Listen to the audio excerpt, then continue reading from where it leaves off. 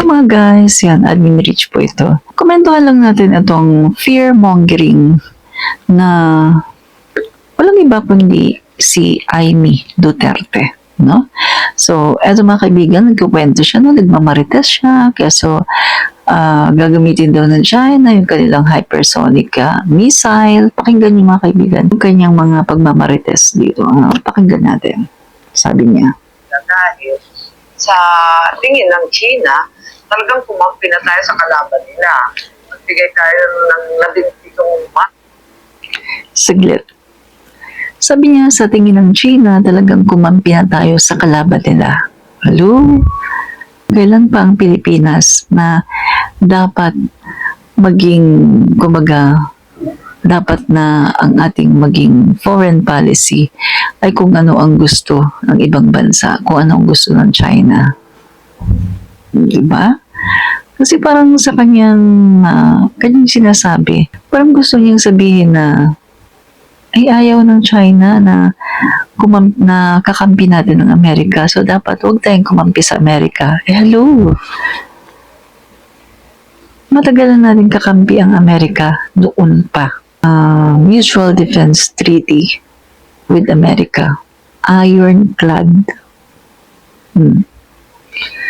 Noon pa yan. So ano sinasabi ni Amy?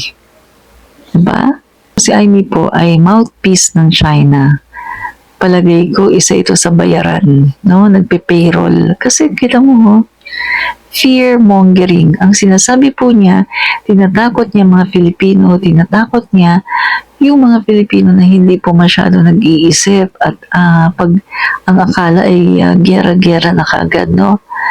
So, ganyan po ginagawa ni Amy ngayon. Isip-isip muna kayo kung totoo ba nagagirahin tayo ng China or kung totoo ba na afford ng China na manggera. Diba? Sa ngayon. Sabi pa niya, sinilita sa pakiwari nila, yung EDCA sites. Talaga mainit ang ulo nila. Natatakot talaga ako habang umiinit dyan. ano ba ang pakialam ng China kung papasukin natin Amerikano at bigyan natin ng EDCA sites? Ano bang pakialam nila? Sa kanila ba ang Pilipinas? Hindi naman kanila ang Pilipinas eh. Atin ang Pilipinas. Tayo ang nagkokontrol ng ating bansa. At hindi nakasalalay or hindi nakabase ang ating foreign policy sa kahit sino mang country, kahit China pa yan. No? So, etong si Amy Duterte, mali talaga ang kanyang sinasabi. No? So, pakinggan natin. West Philippine Sea, may nakita ako na plano ng China na gagamitin yung hypersonic missile. Hindi naman nila iniisip. Kita nyo, may nakita daw siya na plano na gagawin ng China na gagamitin daw yung hypersonic missile. Paano mo nakita? Pinakita ba sa'yo? Sinong nagpakita sa'yo niyan? Isang opisyalis pa ng China? Fear-mongering, di ba? Tapos yung mga Filipino naman na medyo bugok, yung mga Filipino naman na medyo tanga, na hindi nag-iisip, niniwala naman kaagad. Diba? Hello, tingnan mo nga ang China. Sa pambubuli nila gumagamit. Yung huling-huling pambubulo nila. Gumamit ng machete, gumamit ng bolo, merong yung mga axe.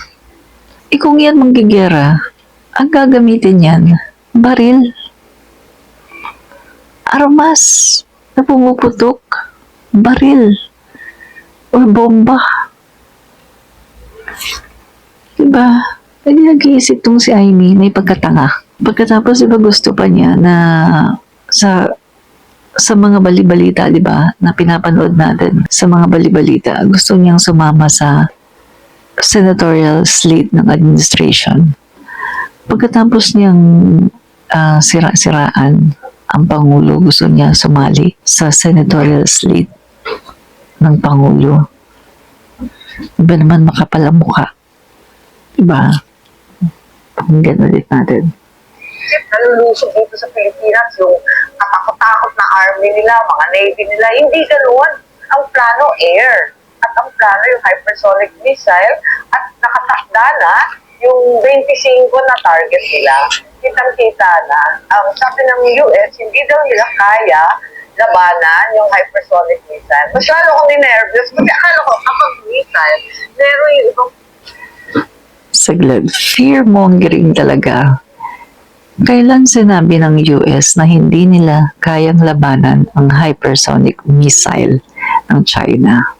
Kailan? Kailan sinabi? Magpakita nga kayo sa akin ng valid na video.